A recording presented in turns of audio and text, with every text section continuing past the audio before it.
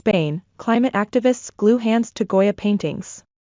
The two activists drew plus 1.5 degrees Celsius on the museum wall, referring to international agreements to curb global warming.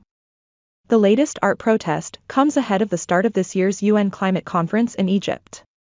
Two climate activists glued themselves to the frames of two paintings by Francisco Goya at the Prado Museum in Madrid. Spanish police said the protest did not damage either painting.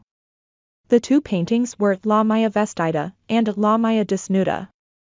The protesters drew plus 1.5 degrees Celsius on the wall between the two paintings, referring to the 1.5 degrees Celsius, 2.7 F, warming cap established by the 2015 Paris Agreement. Spanish police said they detained the two activists.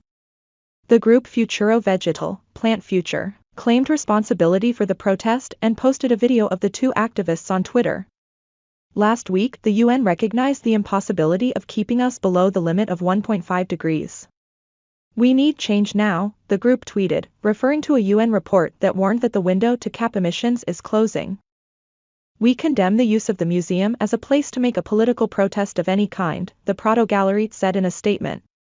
Saturday's protest comes ahead of the start of the COP27 climate conference in Egypt, which begins this week.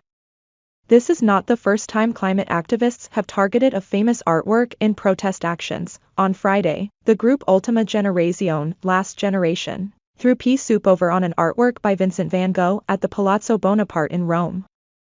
Four activists were arrested in the action. In October, activists from Just Stop Oil splashed tomato soup over Van Gogh's Sunflowers at the UK's National Gallery in London. Other protests have involved the use of cake or mashed potatoes and targeted such works such as the Mona Lisa at the Louvre in Paris and Girl with a Pearl Earring at the Mauritshuis Museum in The Hague. All the artworks remained undamaged, as they were behind protective glass.